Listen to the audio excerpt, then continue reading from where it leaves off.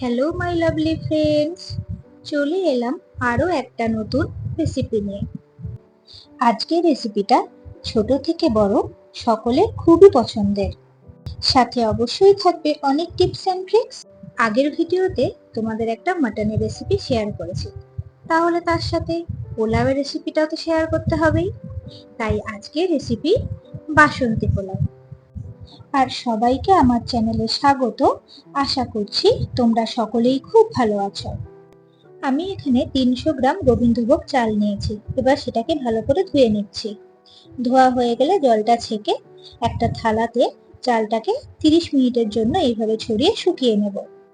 এবার একটি কড়াইতে 2 টিস্পুন সাদা তেল গরম করে তাতে দিয়ে দিচ্ছি দারচিনি আর এলাচ। একই সাথে দিয়ে দিলাম 2 টিস্পুন ঘি।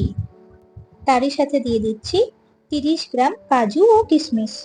এবার সবকিছুকে ভালো করে নাড়িয়ে চাড়িয়ে 2 মিনিট মতো ভেজে নেব লো টু মিডিয়াম ফ্লেমে। 2 মিনিট পর এর মধ্যে দিয়ে দিচ্ছি 1/4 টিস্পুন হলুদ গুঁড়ো। তারপর আবারও কিছুক্ষণ নাড়িয়ে এর মধ্যে দিয়ে দিচ্ছি 1/2 টিস্পুন আদা গুঁড়ো ও 1/2 টিস্পুন গরম মশলা গুঁড়ো। তোমরা চাইলে আদা গুঁড়োর জায়গায় আদা বাটাও ব্যবহার করতে পারো। আরও 1 মিনিট নাড়াচাড়ার পর এর মধ্যে দিয়ে দিলাম শুকিয়ে নেওয়া গোবিন্দভোগ চাল। এবার সবকিছুকে ভালো করে নাড়িয়ে চাড়িয়ে ভেজে নিতে হবে। গ্যাসের ফ্লেম মিডিয়ামে রেখে এটাকে ততক্ষণ পর্যন্ত নাড়িয়ে চাড়িয়ে ভেজে নেব যতক্ষণ না এটার থেকে একটা সুন্দর চালের একটা গন্ধ বেরিয়ে আসছে। কোন কোন বন্ধুরা আছো বলো তো, যাদের এই পোলাওয়ের সাথে মাটন খুবই পছন্দের একটা খাবার? অবশ্যই কিন্তু কমেন্ট করে জানিও।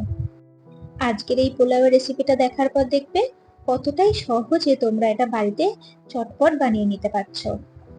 মিনিট 5 এরকম ভাজার পরের মধ্যে দিয়ে দিচ্ছি স্বাদ মতো নুন ও স্বাদ মতো চিনি।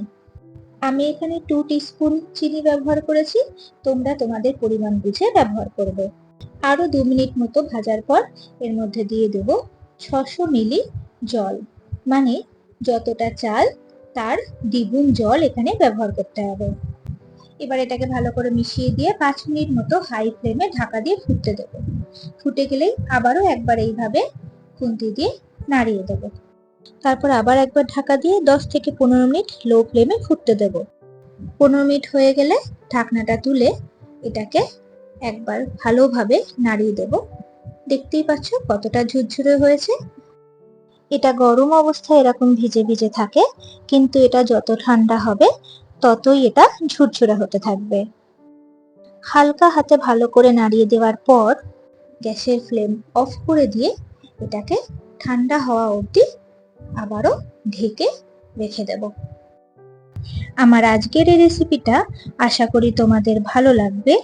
যদি ভালো লেগে থাকে তাহলে ভিডিওটিতে একটি লাইক, কমেন্ট ও শেয়ার করবেন। চ্যানেলটিকে সাবস্ক্রাইব করে পাশে থাকা বেল আইকনটিকে প্রেস করে দেবেন, যাতে আমার ভিডিও সর্বপ্রথম আপনার কাছেই পৌঁছে যায়। আজ তাহলে আসি, আবার ফিরে আসবো একটা নতুন রেসিপির সাথে। ধন্যবাদ বন্ধুরা, ভালো থাকবেন ও সুস্থ থাকবেন সবাই।